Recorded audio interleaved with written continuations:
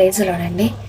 ఈరోజు చాలామంది నేనంటే ఎవరికి ఇష్టం లేదు, నాకు విలువ లేదు, ఎవరు నాకు విలువ ఇవ్వరు, నేను దేనికి పనికిరాను అని బాధపడుతున్నారా? వేరే కంట్రీస్లో కాఫీ చేసుకోవడానికి పాలు కాంచుతున్నప్పుడు అవి విరిగిపోతే వాటిని పారేస్తారు. అవే విరిగిన పాలతో మన దేశంలో అద్భుతమైన పాలకోవా చేస్తారు కదండి. దాని విలువ కూడా చాలా ఎక్కువే. నిన్ను కూడా ఈరోజు అందరూ విలువలేని దానిలా చూస్తున్నారా?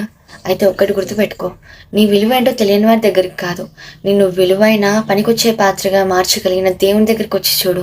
నీ విలువ ఏంటో నీకు అర్థమవుతుంది. నువ్వు పనికిరావు అని నిన్ను బాధ పెట్టిన వారి ముందే నిన్ను ఘనపరచుటకు సమర్థుడు నేను సేవిస్తున్న దేవుడు. యెషయా 43:4 నీవు నా దృష్టికి అమూల్యుడవు, ఘనుడవు, నేను నిన్ను ప్రేమించున్నాను అని దేవుడు సెలవిచ్చాడండి. You are precious to God. దేవాతి దేవుడే నిన్ను అంటున్నాడు, నువ్వు నా దృష్టికి అమూల్యుడవు, నేను నిన్ను ప్రేమిస్తున్నాను అని.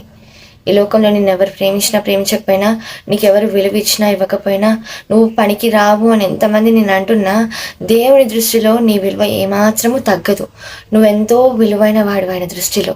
ఎప్పుడైతే శిల్పి చేతిలో పడుతుందో అది శిల్పంగా చెక్కబడుతుంది, అప్పుడే దాని విలువ పెరుగుతుంది. అదేవిధంగా నీ జీవితాన్ని ఎప్పుడైతే సరైన చేతిలో అనగా దేవుని చేతిలో పెడతావో అప్పుడే నీ జీవితపు విలువ ఏంటో నీకు అర్థమవుతుంది.